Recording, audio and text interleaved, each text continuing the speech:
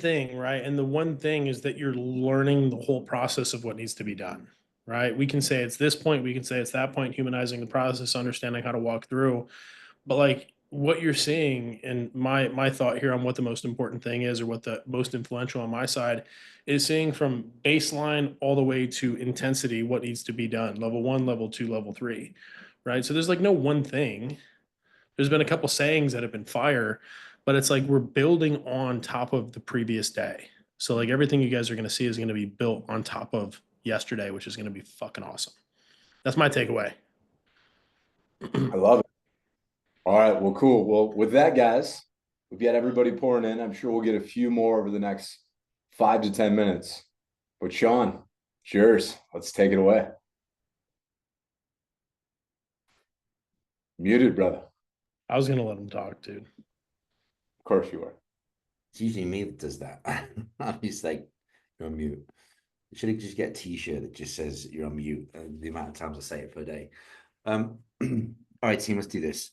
Let's start out with like a promise to yourself, not to me, not to Dean, not to Will, but just a promise to yourself that you'll just do the goddamn work. That's it, right? I'm not the smartest guy in the world, right? Police officer, fucking just really not that intelligent. But the thing that's always separated me from everyone else is work ethic and just being obsessed by sales, right? I wasn't good in the beginning and I'm okay now. But that's just been a constant effort. It's been a constant realization that I'm not as good as I can be, and I should always strive to do more. What separates you, the good, from the great, a level one, a level two, a level three, is the amount of effort you put in. And that's not just showing up on calls and taking calls. That's actually studying your own game tape, being obsessed by what you say, like really, really becoming a master of of sales. Make yourself that promise that that's what you will do, because your income will reflect what you put into this. It just will. Like I said, not the smartest guy in the room. However, I can outwork anyone else. And that's what's, got me to where I am. And I'm very, very fortunate of that. But the only way that you're ever going to do the same is just to outwork everyone else and consistently keep on doing it. You've got to hold yourself accountable to that standard. Because I can teach you objection handling, right? But will you do it though? There are stages and phases of learning. I can teach you something, then you've got to understand it, right? Because if you don't understand it, the teaching's worthless, right? So there is a synergy between coach and student, right? I say something and you've got to make sure you understand it, because different people learn in different ways. So it's on you to ask the questions. That's why Ben was talking yesterday and John Shin, like the amount of questions I used to get from John Shin was unbelievable. And Will, I know you can attest to that. But he was relentless because he needed to understand, because that understanding helps you feel confident on your calls, which then helps you transition that into more money. All right. So you've got to understand it. So ask plenty of questions to understand it. Then you've got to validate it. You've got to do it on calls every goddamn day. You need data to back up whether what you're doing is working or not. You can't just try it once and just hope that it works. And if it doesn't, shy away from it, because that could have been that one skill that could have changed everything, but you didn't give it enough chance because you weren't confident in it. Really, sales comes down to confidence and you being the leader that you need to be in order for you to get the result that you're looking for, right? So you've got to learn it, understand it, validate it. And then you've got to really, really, really, you've got to do your call reviews. You've got to make sure it lands, right? Those are the kind of the phases and stages that you need to go through for anything that you learn. 9 times out of 10, like people coach hop, but you don't need to. What you needed to do was really just ask the questions, because, believe it or not, there's no such thing as an original idea, right? And everyone's banging on about IP and stuff like that these days. Bullshit, right? Like, just ask the questions to understand it, because a coach has gotten to a certain point from selling their way, right? From selling their way. And so you need to understand that to a place where you can confidently deliver it. When we're looking at objection handling, you've got to remember that, and this comes back to, first day, you've got to be able to have a conversation which builds trust, right? 9 times out of 10, a lot of your objections are coming from money or lack of trust because there is so much distrust in the space.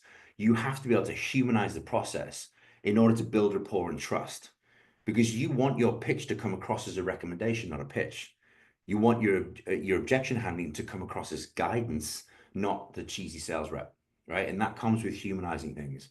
But my number one rule in sales is this: whatever they say is the truth, whatever you say is a lie.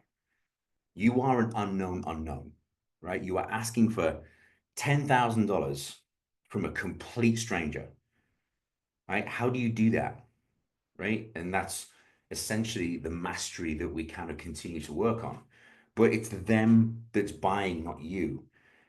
So when you do these long rants, right, that's you convincing yourself. That isn't you helping the client convince themselves. So stop telling and start asking, because it's their credit card, not yours, right? Call reviews. When closers go on these Tony Robbins speeches, that's for your benefit, not theirs, right? You need to ask questions to understand what they need to know or what they need to understand in order to buy in the first place.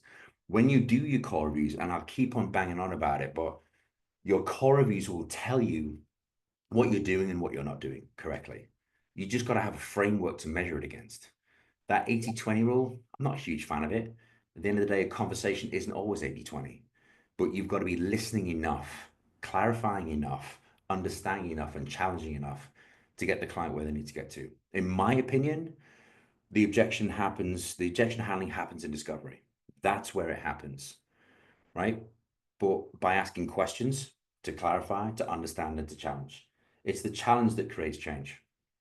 I can guarantee you this, and write this down. Take any closed call that you didn't close, and within the first 10 minutes, the objection was there. You just weren't looking for it. You just were not looking for it. You were in this rapport building phase where it's all nice and talking about dogs and sunshines and rainbows and stuff like that, but you weren't actively looking for it. 10 minutes in, you should be in situation phase. How anyone does anything is how they do everything. So if someone's been doing a job for the last 10 years, do you think that the natural thing for them to do is just change? It's not. Their decision-making process is attached to their identity. Their identity is, I'm Tony the truck driver, and I'm coming on this call to be Tony the entrepreneur, which I've never been before.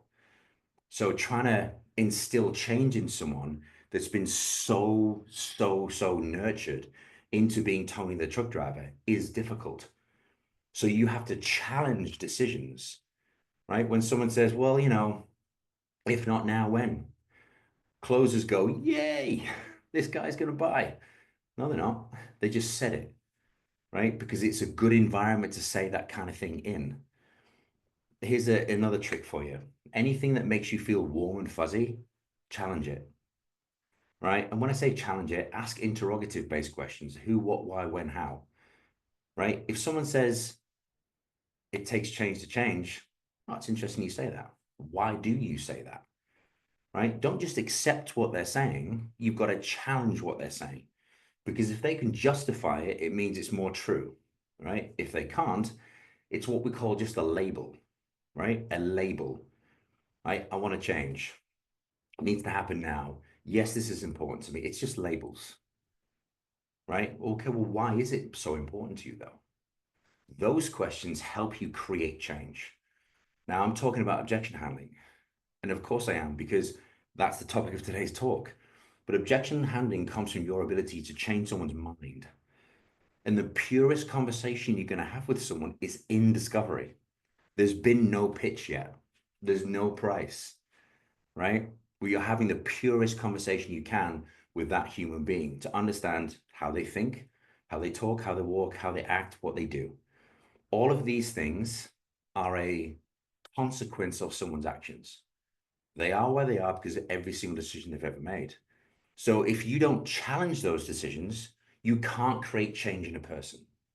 You can't create a different identity from allowing that person to be the same person they were yesterday. because Tony the truck driver doesn't make $10,000 decisions, does he? Right? He buys a cup of coffee. That's about his limit. But you're asking someone to change their identity, okay? Even if they do have $10,000, Tony the truck driver doesn't spend $10,000 on stuff like this. Tony the truck driver doesn't come on calls like this, speak to a guy called Dean and go, wow, you're really small for your size, right? They don't do that, right? And you're asking them to do something that's completely abnormal. It's normal to us, but it's abnormal to them.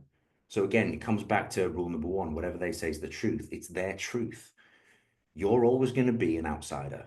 So the building the trust piece gets you to a point where you can make a recommendation, which is a pitch, and you can objection handle without coming across as an asshole. All right. This is framing yourself as that leader that, as Will said it yesterday, that trusted advisor. Right. So ask more questions, get more clarity, get someone making more decisions. A lot of you are trying to ask for the order at the end, and it's like trying to ask someone to eat a full cake. However, in discovery, if I've said, well, what is your problem? How long has it been going on for?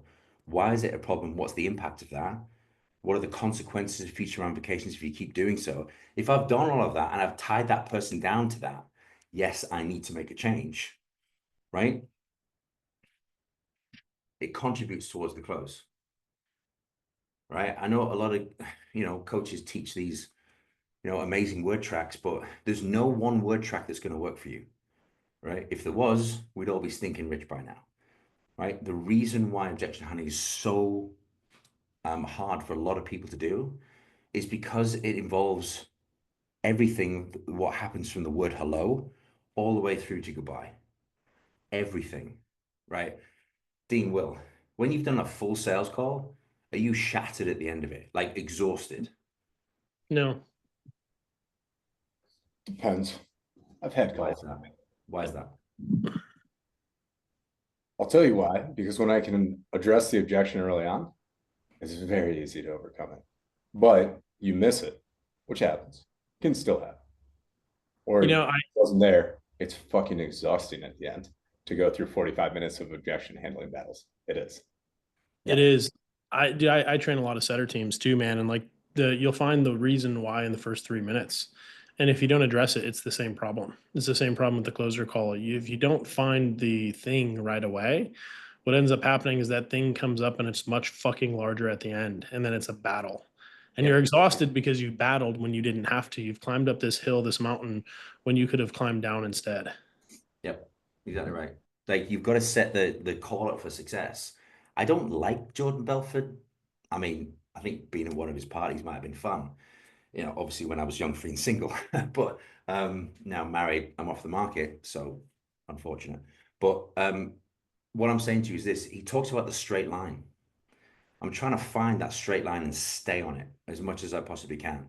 That diagram that Will showed you yesterday is spot on. Right? That's straight line with a bit of a kink in the middle of it. Right? You've got to stay on that path.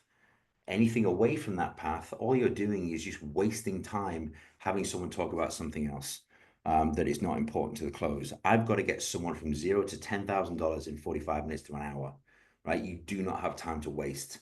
This is why if you clarify what they say, you probe to understand why they said it, and you challenge, because it's the challenges that create change. If you notice when Will presented those closer levels yesterday, where was challenge? It was up there, wasn't it? Level 2, level 3, right? It was up there because it's a hard skill to pull off, right? But what am I doing? I'm challenging people's thoughts, emotions, feelings, actions, decisions. If I challenge those, it creates a perspective shift. So when I get to the end, I'm trying to change their identity. So I'm trying to talk to Tony, the entrepreneur, at the end. I need to get him to distance himself away from being Tony, the truck driver. And this all happens in discovery, right? So when we're looking at objection handling as a whole, the discovery piece, the conclusion of that is it takes change to change, right? The fear bit, making different decisions, doing something different, acting different, being someone different, going in a different trajectory, changing someone's identity, all of that happens in discovery. right? That's the person going, I'm ready to change, right? And this is why we put consequence before the pitch, because that's the culmination of the call. If you can get someone to say, I want to make a change, I'm not prepared to settle for where I'm at, I need to do something different, then present the pitch straight afterwards. That's someone going, I'm ready to change, show me what? Show me where I'm going, right? We've all been on calls where people have like, well, I'm not quite sure why you're here. And then we've ended up closing them because you get them into a position where they're not happy with what's going on in their life right now, what they're doing, or maybe what they're doing is not working to the level it should. They know they need to change, right? There's 3 levels of change. One is awareness, one is decision, and one is action. The awareness happens when someone comes on the call, right? They made a call because they're aware that something needs to change, right? What are the 2 outcomes of a sale call? Money and time. Everything that someone purchases gets them more money and gets them time back. So that's what we're playing with here, those 2 outcomes. All right? Those 2 outcomes. It's as simple as that when it comes down to it. So someone coming to the call, they want to make more money, have more time. Right? So there's an awareness there already. The discovery process is the decision to change. Right? A lot of you are like, oh my God, I couldn't find the pain. Well, there might not be any, but there is always something that someone wants to challenge what they're doing, change what they're doing, or have a problem with something that they are doing.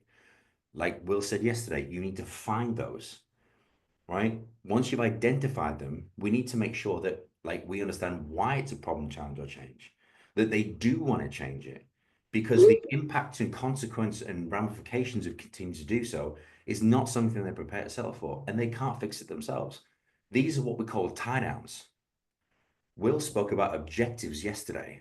Your objective is to get a labeled problem, challenge, or change, understand why it is, understand the impact of it, the fact that they want to create their change and they can't do it for themselves, right? That has to happen now.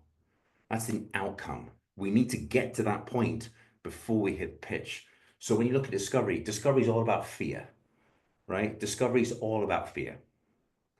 When we move into the pitch is about confidence.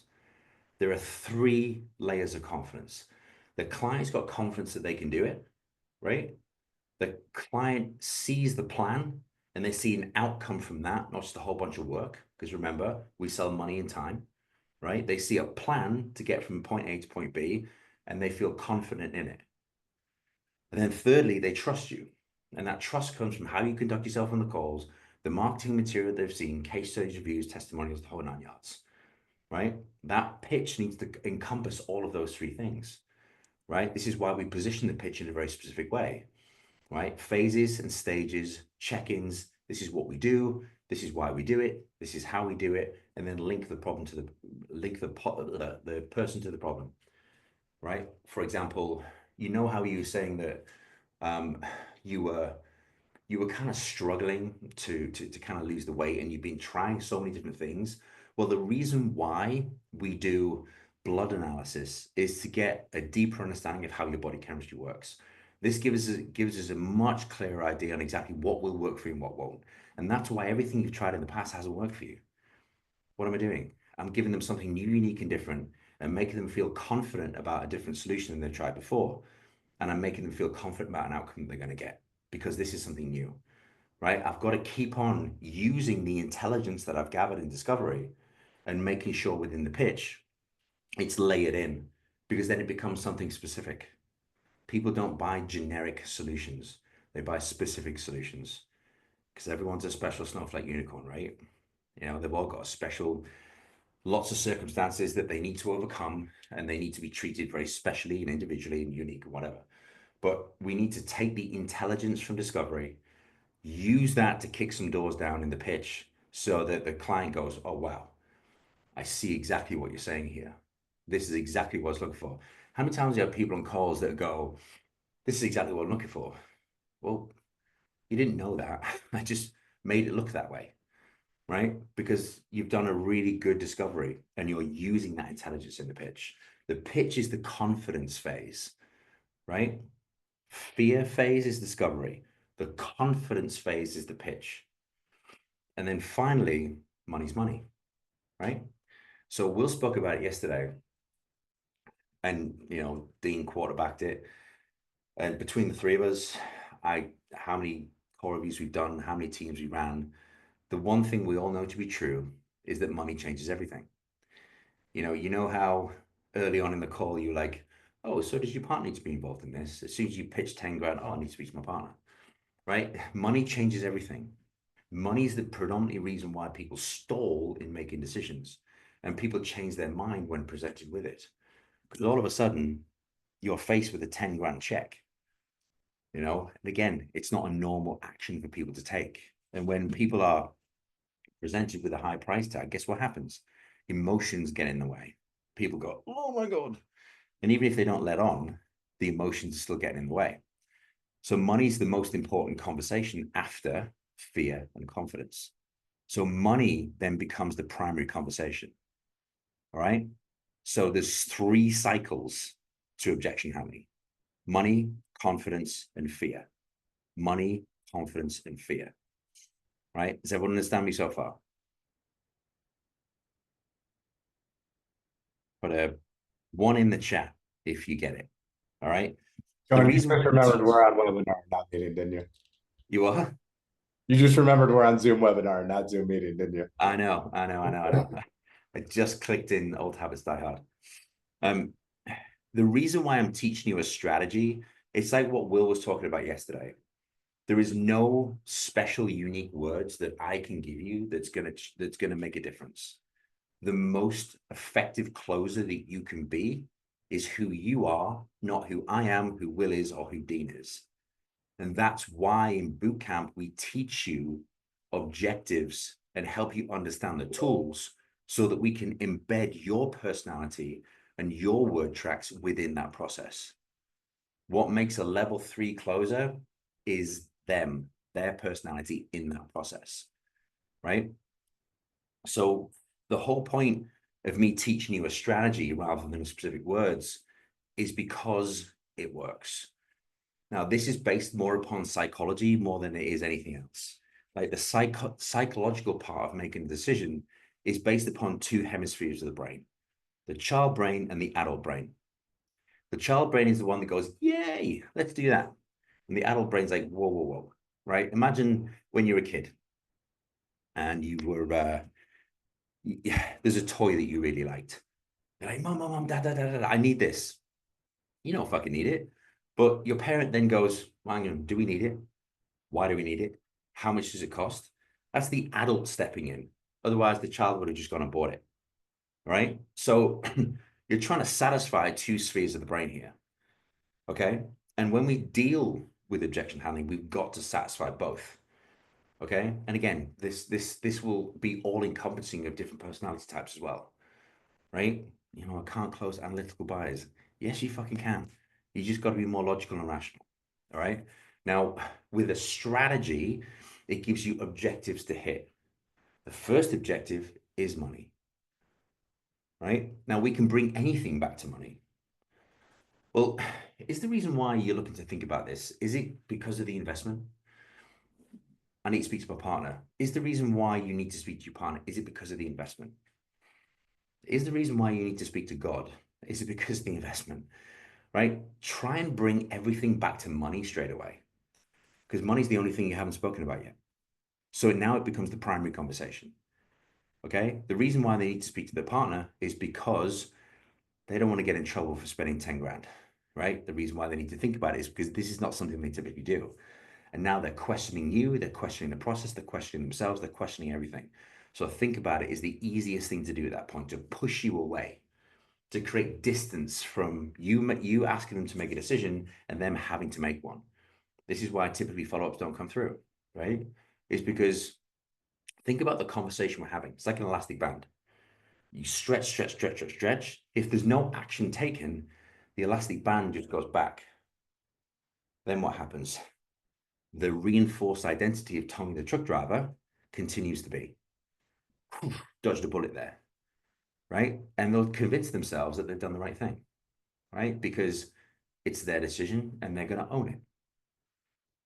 All right. So when we talk about objection handling, you're talking about helping someone overcome their fears, their insecurities, their doubts, their fears. And money is the root of everything. You know, people get divorced over money. Countries go to war over money. People, you know, unfortunately do terrible things for money. Money makes everything emotional. So as soon as you drop 10 grand, guess what happens? Emotion spikes.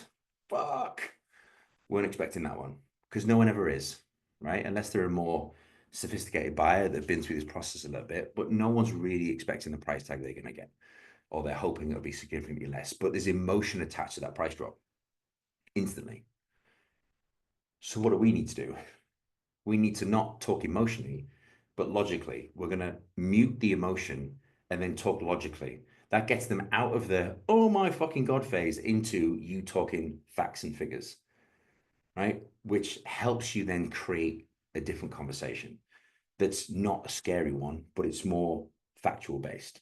So it moves to the more the adult side of the brain rather than trying to talk to both at the same time. So let's concentrate on the adult for a second. So when we deal with money, well, is it a case of like you have the money and maybe this is a bit of price shock for you? Or is it like a yes from you, but it's more of a case of like, how do I do this financially? Like which one do you sit in? Right? It's almost like a two camps thing almost. You know, which camp do you sit in? Right? So when we offer a binary, what we're doing is we're taking away the gray area and just coming back down to a simple decision. You either have it or you don't. Right? That's a place to start from. It's a simple decision that I'm asking you to make in a confused state. So when I start to talk about money, if you have it, great. And if we were to do this, would you just put that on your Amex for your air miles? Yeah, I would. So what am I doing? I'm confirming I have the money and where it's going to come from. Okay. Not that it's buried in some great auntie's garden somewhere and away from the government or whatever it is. Right. I'm confirming it. So then I know that it's more of a confidence thing. If it's a yes from them and it's financial, I need to do a money dig. Find the money. Right. So I'm going to pause there on that. The first thing we want to do with objections is clarify the objection. Okay. So when I deal with money, I am clarifying, do they have it or not? And if they don't have it, where's it coming from? And what can I do in order to put them in a position to put themselves in the program? Right. So whether you offer a payment plan, whether you offer financing or whatever it is, I need to find out first by doing a money dig whether you have it or not. Right. That gives me the opportunity to cash on hand, savings, credit cards, business credit, grandma's pearls, whatever it is, and credit score. I want to hit all the buckets because if I go down a financing option, for example, a firm or Klarna, and it doesn't work out, I know the financial situation to come back to in case I need to create a plan B.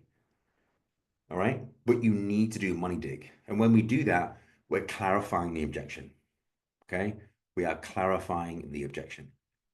Right. Super important to understand that. A lot of people just go, well, like, what could you do? Well, no, we don't typically do paid in but what could you do? Well, why would you ask the client what they could do? Because they don't know what you do. So you get stuck in this stupid conversation of just back and forth. They don't know what you can and can't do. They don't have a solution for it. It's not the fact that they've typically spent 10 grand before on a 3-month coaching program where they're physically getting nothing, right? Take control of the call. Be the leader because someone has to lead and someone has to follow. You can't have two leaders in objection handling, right? You can't have two followers in objection. One has to lead and one has to follow. So you have to take charge of the situation, right? Ask clarifying questions. When I do the money dig, what am I doing? I'm understanding the objection. Are you flatbed broke? Or alternatively, is there a way that we can do this? Clarify the objection, understand the objection, and then we can challenge, reframe, or deal with the objection in whatever way you want it to. It's a 3-stage process. I mean, I'm going to open this up to Dean and Will. How many times on a sales call that you've listened to one has someone gone off on a Tony Robbins rant and forgot completely about the objection? Oh, dude, I called reviewed one yesterday. Was it like full Tony Robbins both barrels? Dude, the point was here and he went like this. Yeah. It's like fucking 5 minutes later, he's like, and then this. And I'm like, dude, why didn't you just fucking say what you had to say? Yeah. What's Exactly right. hilarious is when the reframe lands, but then they don't, neither of them know the point. And they're just No, the like, point. that's just, I honestly, I love it when it gets to a point where like a close is gone, oof, and then okay, moving on. Like land it. If you're gonna say it, land it. Can I add something in here, Sean? Yeah, of course. I used to be that closer that I would like to talk and talk and talk. I loved it. I loved hearing my voice. Um, and it's pendulum swung from I'm going to give you this motivational speech to I'm probably going to say 3 words to you. Yep. Right. And guess what? Like my call times are less and my bank account is more. Right? Yep. Why? Well, it's Yep. because I'm not fucking losing them in the process. Like I'm not driving out of the way to try and get to the same place. It's Yep. just like if I have to fucking like haul over trees, I will. Yep. Because I don't want to go out of the way. I don't want to have this fucking 30-minute conversation about this or that. And then you forget what I'm talking about. Like No, we're going right in. absolutely right. It is not cool to spend 2 hours objection handling. It just isn't. Like you're never gonna get that time back ever. You know, and if you could have called out money instantly and dealt with it and saved yourself 45 minutes, then kudos to you. If you want to carry on objection handling for 45 minutes, then put a social media post of going, hey, I'm objection handling 45 minutes. It's not cool to me when someone does that. It just means that you don't know how to do your job properly. Like you're not clarifying to understand the objection. You don't know how to accurately, impactfully, effectively deal with it in a short phase of time. And another reason why I give you strategy is because pretty much for me, I'll cover these 3 things and I'm out. Because it's either going to be money or they don't have confidence in you or they're too scared. It's nothing else. So you continuing to rant at them, and remember coming back to the first point that I made, it's them that's buying, not you. Too many closes and objection handling, you're justifying it to yourself.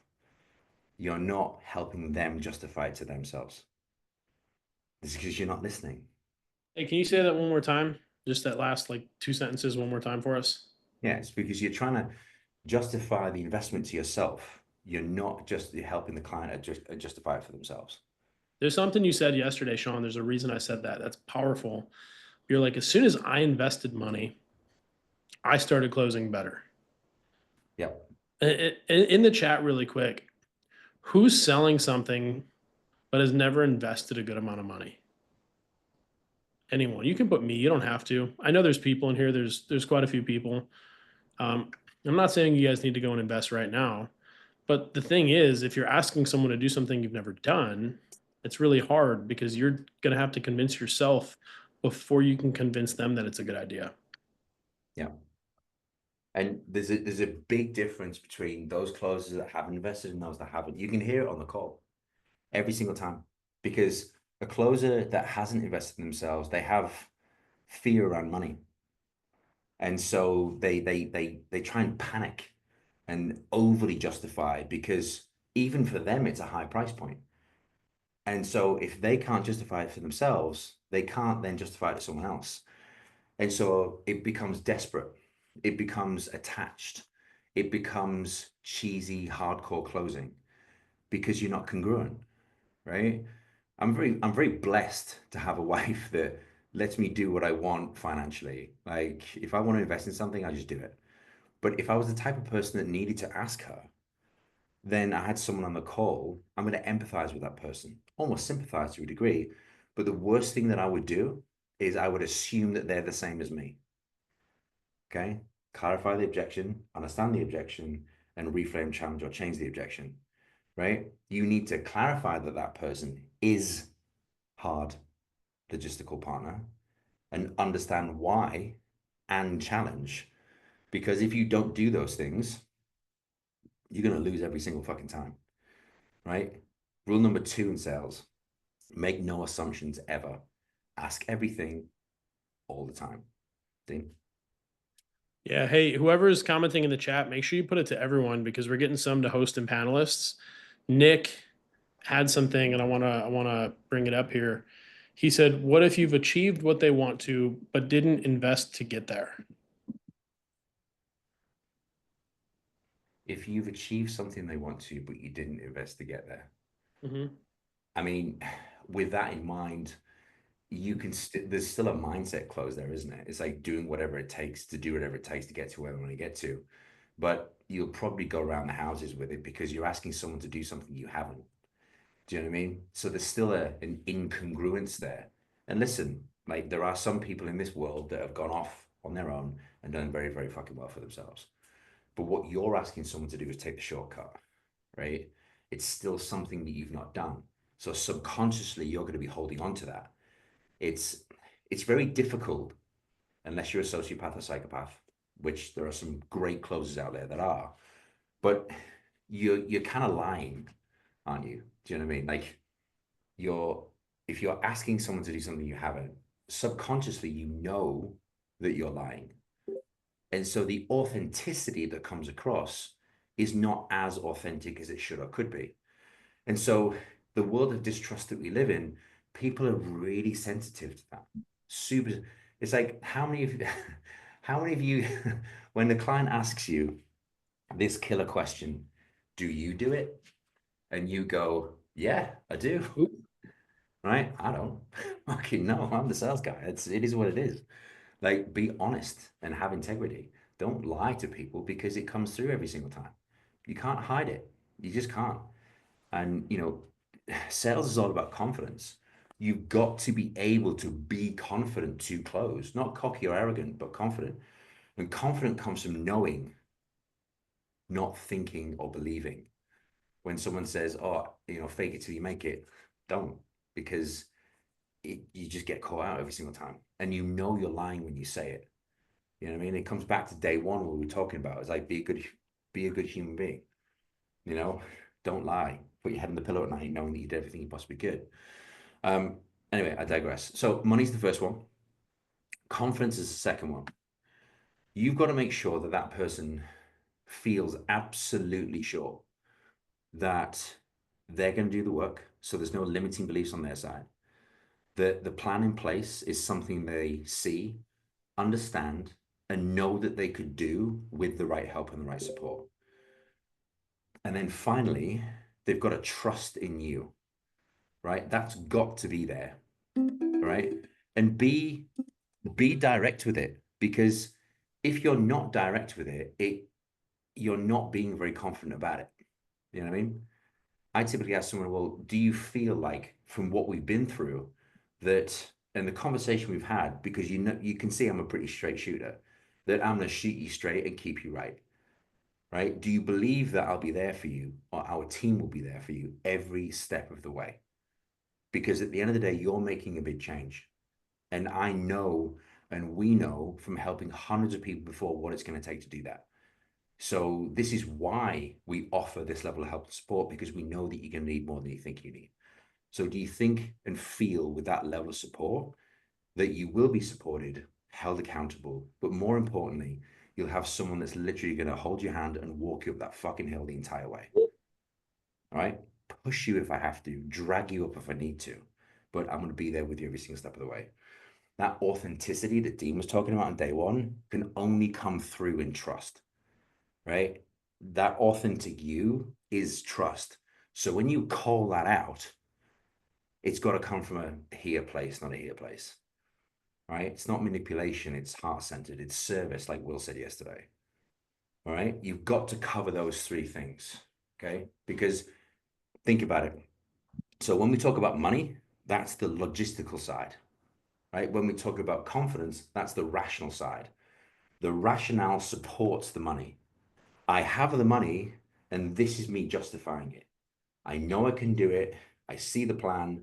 I'm going to get the outcome, and I trust you guys are going to get me there, right? That helps support the sale. So with those people that are a little bit analytical, those people are a little bit more straight down the line, those two things there will be the most important thing for them. Okay. Everyone else, the normal people, with that really thing. Sean, can I spice it up? You go with that? Yeah, of course. Yeah. Beautiful. Hey, we're talking about objection handling, but I have not heard you handle any objections. Just going to call you out. I say we bring someone on live that is on the fence about joining boot camp. Amanda McDonald. Hold on, wait 1 second. On the fence about joining boot camp, because I know we've talked about it, and you objection handle them live about boot camp. Yeah. And if you close them, you guys have to join, whoever it is. But I think because it's a real fucking close then, right? It's a legal agreement. it's a real close, right? Because it's not some like role play, it's a real close. So is there anyone on the fence about joining boot camp that wants to have their objections handled with Sean and actually see how he would do it live? First person that actually wants to and is on the fence, put me in the chat and we'll bring you on. Or if you already know you want to join and you just want to throw some objections at Sean, you can also do that. Amanda McDonald, first one. Let's promote the panelist. Yeah, I'll do it. I think I just did. She'll be joining here in a second. Cool. So whilst Amanda's getting ready, I just want to go through the last phase, right? The last phase is the fear phase, because with fear, it's either what is the fear? Fear typically comes from one of three things. Fear comes from fear of loss, which is money, fear of failure, right? Or fear of making a decision, right? Typically those three things where fear comes from. But think about it. Logically, we have the money. Rationally, we're confident, right? Logically, we have the money. We've got the rationale to support it, right? So when someone says, oh, fear of losing money, well, why would you though? Right? Get them to do the justification, not you. Because if it's you that's justifying why they won't lose money, then it's not coming from them, it's coming from you. Rule number one, whatever they say is the truth, whatever you say is a lie. If it's fear of failure, okay, well, why would you though? Bearing in mind that they've just told you that they're going to show up, they believe in the plan, and they trust in you. So those three things on top of that, why would you fail? Okay, you tell me. Like, too many of you are doing too much work. Like, let the client do the work, because it's clarifying the objection so that you can understand where the objection came from, and then you can reframe, challenge, or change it. Okay, and then if it's fear of making a decision, well, that fear is always going to be there, isn't it? Right? Whether it's with me or with someone else. But it really depends upon whether you want to kind of keep making decisions in light of fear, which is going to keep you exactly where you are, or in spite of fear, that old saying, face your fears and do it anyway. Because typically, what's going to get you closer to where you want to be? Right? Again, binary. Logically, in spite of fear, is going to get you close to where you want to get to. So you either have to embrace change and fear or stay the same, which comes back to problem, goal, consequence, urgency, right? So if you didn't get that attachment in discovery, you can't, there's nothing to weigh out at the end. There just isn't. So you're going to struggle the entire time, right? That's why everything happens in discovery. Yep. All right. So let's go. Let's bring Amanda on. Let's do this, bro. Okay. Amanda, To be fair, I'm good. To be fair, I just said me because I thought Dean was going to ask a different question, so I was like going to be first to answer. So what And do then you when sell? no, I sell fitness. Oh, I love fitness. Fitness is amazing. Yeah. Fitness is like those people that do fitness, they tend to be like the best closers. Like they genuinely are. Because you have got all three of us started there. All three of us started fitness. And it's not biased, but you haven't got money to play with. You've just got like pure emotion and pure empowerment and identity with frame. So yeah, let's I mean, we can always work through an objection you got today or yesterday or the day before. That's why I said yes. She's gonna object to you, Sean. But I mean, we can work through an objection she got too. Let's work through an objection you got a couple of days ago, wherever it is. What's your price point? 7,200. Nice. High ticket fitness. That's So good. we sell a 12-month package. They don't have the option to do anything less than 12 months. And we sell to primarily women over 45, and I have just been destroyed for months over a spouse objection. And, you know, I feel like I could do limiting belief, identity shift, fear, but the spouse objection with these women actually thinking that they have to talk to their partner just destroys me. Okay. So, quick question. Are you allowed deposits on your offer? Yes or no? Yeah. Cool. All right. That's all I need to know. So, Amanda, it's 7,500. Where do you want to go from here? I mean, I just probably have to talk to my husband about that. It's a lot of money. Probably, or have to? Oh, I have to. Okay. And is that some like agreement that you have? There's a certain threshold that you have, whatever it is. Yeah. Yeah, it's a lot of money. I mean, you say that it's a lot of money. I mean, you've been dealing this for quite some time, haven't you? You Yeah. know, that feeling, how you look, everything that you've kind of expressed to me today. Can you see where that 7,500 comes in to you finally feeling better and looking better about yourself and really kind of getting that you back? Can you see how that all fits in? Oh yeah. I have no doubt that it's worth it. Like the support, everything that you've laid out for me, like I have no doubt that it's worth it. Mhm. I really have to talk to him. Like I wouldn't want to get like divorced over spending money behind his back. I mean, how long you been married? 44 years. Oh, so it's not like you've been married 5 minutes then. Yeah, exactly. And so Okay. like yeah, that's why I have to talk to him. I'm assuming there's plenty of trust there. I mean, say say hypothetically, Amanda, we were to do this. Would you put the investment on a credit card or like how would you take care of it? I don't know. I'd have to talk to him about it. Is that because you don't know kind of the financial situation in the house or Yeah, I mean it's our money, so like I would have to see like where we could get the money from or like how much we have after all of our expenses. I Mhm. actually have a son that went to college this semester, so I would just really have to sit down and look at everything with him. Yeah, okay. But I mean, obviously you're kind of aware of the house finances, right? I mean, would this be even possible, do you know? Whether it's a credit card or whether it's savings or whether it's anything else, like would it be even possible? Yeah, I guess nothing's impossible. And would you be able to kind of take care of that all at once, or do we kind of have to have a conversation about how you can make this more palatable? Because what I want to make sure of is when you speak to your husband, there's a clear Hmm. plan in place that you can go to him with. Because the one thing I would hate is that I'm not quite sure, because then it kind of takes away the whole conversation. So would we need to kind of make this a little bit more palatable for you? Yeah, we wouldn't be able to pay it all at once. It's definitely Okay. with our son in college for So sure. that's certainty, right? So I appreciate you saying that to me, and I appreciate the fact that talking about money can be a little bit awkward at times. But if this is something that you know you want to do, and this is a yes from you, right? It's just more the kind of financial stuff, Yeah, I want to be a part of the program. right? Fantastic. So if it's a yes from you, I want to make sure we come up with a concrete plan. So like I said, we can kind of move forward from this. Now, typically, we can break this up into a few different kind of ways here. Bearing in mind Hmm. it's a 12-month program. Um, Hmm. I mean, obviously, having to have that conversation with your husband. We can break this down into maybe 2 or 3 payments. Which one do you think would be more appropriate for you? Could we do like a monthly payment? Come out of role play. Is that an option or not? Yeah. It is. Okay, cool. So I mean, we could in extreme circumstances. Now, it's definitely something I can talk about, but it's obviously something from my perspective. I just kind of need to know that if that could happen or I could make that happen, that's something that you would feel confident about moving forward with. Yeah, I mean, I would just have to know what it looks like, and then obviously, like, I just have to talk with him and make sure that he's okay with it.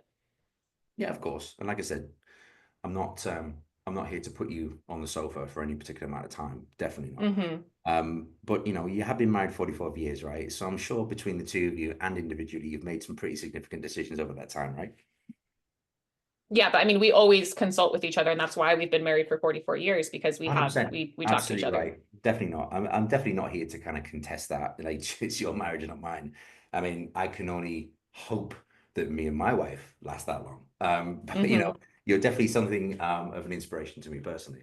But okay, so if we broke that up into, X amount of monthly payments and it's this amount of money per month, would that be something that you would feel confident in doing if the finances work out? Yeah, for sure. Okay. And there's nothing that we kind of spoken about here today. There's kind of maybe a bit of a roadblock because the one thing I want to make sure of is when you obviously do speak to your husband, it's something you're absolutely sure about. Now, Mm-hmm. you're, as much as we're going to be helping you and guiding you through this, the one thing I need to make sure of is that you're going to be the one that kind of shows up. And the reason I say that is because obviously you came on the call here today. And so you're the one that sought the information that you need to get the help that you need to get the result that you want. So there's like a Mm-hmm. personal responsibility attached to this. And Yeah. it's a you thing, isn't it? I mean, as Yeah. much as your husband is like, a cheerleader on the sideline, this is still your responsibility. And that's something for you to own. And so do you feel like you will show up, do whatever it Mm. takes this time? Because have you kind of done, I mean, having the conversation we've had, you've done some things in the past that haven't quite worked out. Do you think your husband might have some hesitation around you actually committing this time? Yeah, he's definitely gonna ask me like, "Are you actually gonna do it this time?" And I'm not Yeah. gonna waste money like I have on other programs. Right. And I guess I have to, you know, come to terms with myself too if I'm actually gonna do it. And this is my point. I think when people feel confident about making a decision and they know that they are and they know that they will, then Mm-hmm. it becomes an easier decision to make. But I think half the struggle here is we're having is maybe there's a little bit of uncertainty in yourself, which Yeah. is causing the resistance, right? Now, I'm just going to, call a spade because I think it's really important to kind of discuss this here and now because if we don't, then essentially that fear, that uncertainty is going to translate onto the conversation you're having with your husband, right? And I want to make sure that we've crossed all the T's and dot the I's before we even take that step. Now, is there any reason why you wouldn't commit yourself to this? No, I mean, I definitely want to do it, and I'm more committed than I've ever been in the past, but it's just like I thought the program that I did last year, I thought that was going to be it, Sean, and then I didn't follow through. And why is that? I don't know, made excuses. Right? You put things off, you Mm-hmm. you kind of were okay with being okay. I'll do it tomorrow. All good diet starting on Monday. That's the type of kind of pattern maybe that you've gotten yourself into. And so, your husband will ask you, hey, is this going to be different? My, Mm-hmm. what are you going to say? I'm going to say it is different because like we talked about, like all the support that we've gone over, Mhm. actually eating real food and not just eating like packaged food. And then just being able to talk to my coach whenever I need. I've never had that support before. So Mhm. So you've, but you've probably said this in the past though, haven't you? I suppose so, but I've never done something like this in the past before. Yeah. But I mean, obviously, the last time you kind of suggested that this was going to be the solution, it kind of Mm-hmm. ended up being that way. And so, what we really kind of need to do is kind of make sure that the decision that we're making is a confident one, all right? Because at the end of the day, confidence is the key to your success. Confident that I'm going to show up, confident that I see a plan and a roadmap for me moving forward that I know that I'm going to get the result out of, and knowing that you've got the right team of people to support you no matter what, right? And so Mm-hmm. seeing the plan that we've made for you, you can obviously we've spoken about the differences we had, but do you see any danger in you not hitting your outcome, your goal, if we were to work this together? No, I definitely think it would work if I was just committed. And what do you think is the key for you compared to what you've done in the past? It's just literally the support, like I said, like being able to talk to my coach, text her, the Zoom calls that you talked about. It's just that kind of support. Yeah. All right. And so, and then looking at us as a team, then, I mean, from what you've Mm-hmm. seen so far and the conversation we've had here today, do you believe that that support, you know, we'll kind of kick you up the mountain if we need to, drag you over if we Mm-hmm. have to, but I'd obviously prefer to walk with you side by side. But do you believe that that's going to be there? Do you feel that like, we're going to hold you accountable, hold you feet to the fire, and make you do this, Yeah, I do. right? And that's important because at the end of the day, there are two of us in this. And at Mm-hmm. the end of the day, I can't afford a negative review case study or testimonial. So I'm all in on making sure that you get to where you want to get to. But I can't show up at your house and drag you because I can't physically be there. So I need to meet you. I need you to meet me where I'm at. right? I need you to want this more than I want this for you, right? Because that's what's going to ensure that we get to where we want to get to. Now, question, it's really important to ask this, and I want to make sure that we come up with a confident answer to this one, because again, it'll dictate whether we can work together or not. What if your husband says no? What happens then? I guess I'll just not do it. So it's that definitive. Well, I mean, if he says no, it's our money, right? Yeah. I mean, some of it, I'm assuming you earn. Yeah, but it's still our money. Yeah, no, I understand that. But what I'm saying to you is, if your husband wants you to not get the help and support that you feel like you confidently need, like, you'd be okay with that. No, I mean, I would keep looking for different solutions. Okay, but Wouldn't just give up. knowing that you found the right one though, right? And feeling confident in it, because it's different to anything else you've ever done.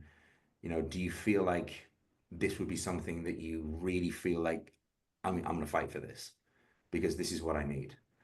Yeah, I'm definitely going to sell him on it. I'm going to show him all the testimonials. I took a lot of notes while you were talking.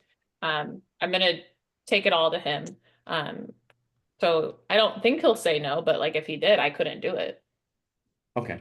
All right. So because he's such a key decision maker in our option to be able to work together, what we typically do in situations like this is put down just a refundable deposit.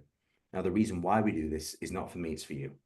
Because you spoke earlier on about being a little bit unsure in yourself, and Yeah. I want to make sure that you're sure about yourself. And you're Sure. sure If it's about, refundable, here's my card. yeah, okay. So we'll take that refundable deposit. And if by some reason he doesn't champion you, we can kind of undo that all tomorrow and then go in that direction. All right. But, and then, so we'll end there, right? The reason why you don't push that is because it's a hard logistical partner, right? Yeah. There's only one way out of it, which is a deposit close, right? The whole deposit is uncovering the smoke screen behind whether they're going to do it or not. And so just making sure that she's sold, the only thing you can do is take a deposit and because knowing that she's sold, there's an energy transference that goes to the husband, right? Yes. And that's the only thing that you can do, that double down on everything, cross the T's and dot the I's, you know, put her in an empowered position, put her in a confident position, and put money down, because that's the only way that that energy transfers onto the husband, right? Because at the end of the day, it's still 7,500. So it's up there, you know? So, but we need to get some sort of agreement on the money, which we got. We need to make sure that what we're doing is going to be what it is. We address the fear around your husband not being sure that we address the fear around A, you not showing up, B, what would make you show up, and C, what would make you get the results. So just kind of reassuring you, doubling down, making sure that you're confident in everything. And then the only thing that's left at that point is, because you are when we hit that question, if your husband says no, what happens then? If you're like, no, I need to speak to him, you know you have to go for a deposit at that point. Because if you push that, you're going to burn the lead and it's gone. You know? Yeah. I'll do deposit close all the time. And I also do, is your husband home right now? And I've closed some like that. Like, let's just talk to him right now, turn my camera off. Those are the best. But the ones that end in just like, there's no way out of this until I talk to him, it's just like, God, slit my throat, man. Yeah. There's obviously, like, if you know beforehand that, I mean, most of these women probably do have a partner to speak to, and so it's probably a typical objection that you come up with. Yeah. Do you do pre-calls and call confirmations? Yeah. Cool. On the call confirmation, obviously, I'm sure you already do this. Invite the husband to the call. If the husband can't be there, send the material so that she can have her and her husband watch before she comes to the call. So what you're essentially trying to do is indoctrinate him, get them to have a conversation before the call. It's not about the program, but it really is just to kind of indoctrinate him into the conversation he's going to have. And so at least there's been a mutual respect beforehand. So it really is more of a pre-handling. And then obviously discovery, because she doesn't know the price. It doesn't matter what she says, price will change everything. She's going to need to speak to him anyway. So this is why I don't really spend too much time, you know, talking about partners in discovery. Same. Because it changes, you know? Yeah. So it sounds like what you're doing, you're on the right path. because the 3 steps to partner objection are 1, money, right? 2, personal responsibility, and 3, if the partner says no, what happens then? Right? So those are the 3 phases. So money, confidence, fear. Right? Yeah, cool beans. All right. Beautiful. Awesome. Amanda, thank you for joining us. Thank you for helping. Yeah, thanks for bringing me on. Of course. Of course. Beautiful.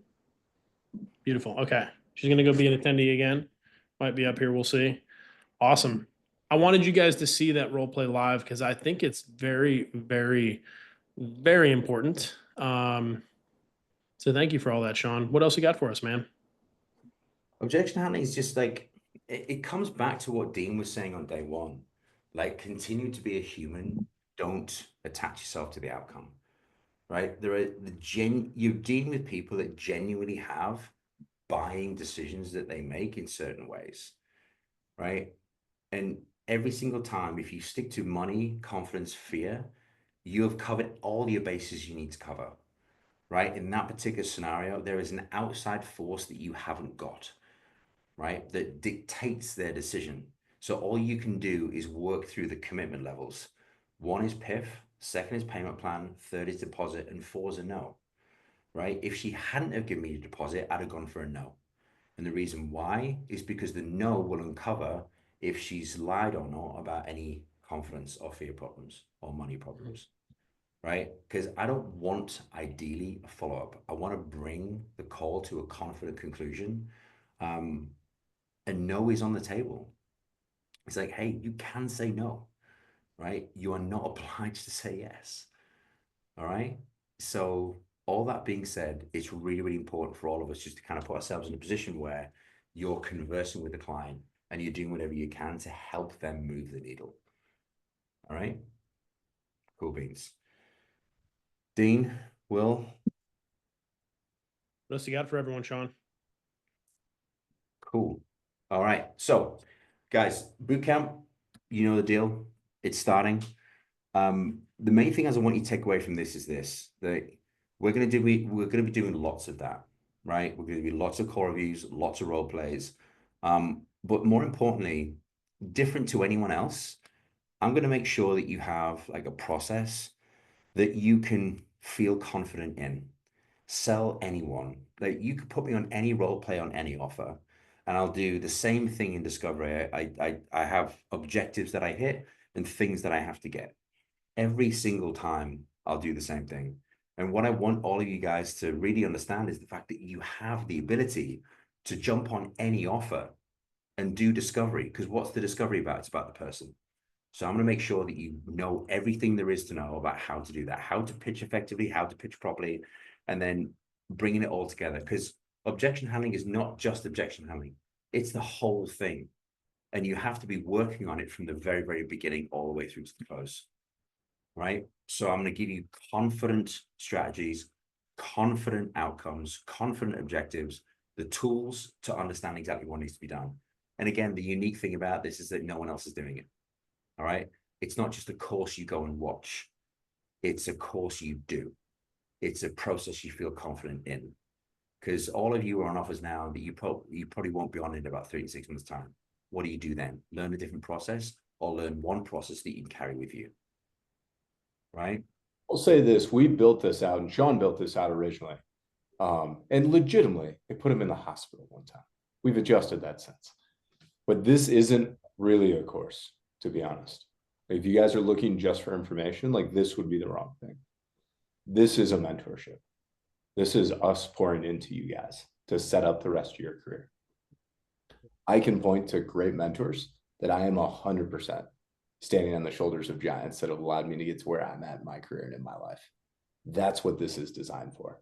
So if you're looking for that level of support, that's what bootcamp is. There's one mentor that I've ever paid in my entire life. One mentor. And it's this man who's a little bit smaller than me. I'd say with a black shirt and black hat, but you guys are both wearing it. There's one guy that I paid for mentorship, and it's Sean. Everyone else in the industry I didn't believe in. I think everyone's full of shit, truthfully. I think most people ripping duplicates, real stealing. It is what it is. I thought everyone was full of shit, but there's one person that I looked at and I was like, hey, I know this guy knows his shit, not just because he pitches a good game, but because when I talk to anyone in the industry and I ask about him, everybody has something good to say. Everybody has something good to say. And also, I respected the shit out of them, right? I won't work with people unless they are slightly large and have a good relationship. But there was one thing about it that changed my life, and it wasn't just what was being taught in the process.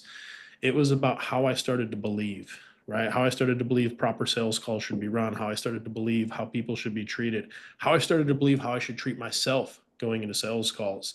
So if you're on the fence on boot camp, like you should join. It's cheap. It's $2,500. It's a quarter of the price of most of these programs out there with 10x the results.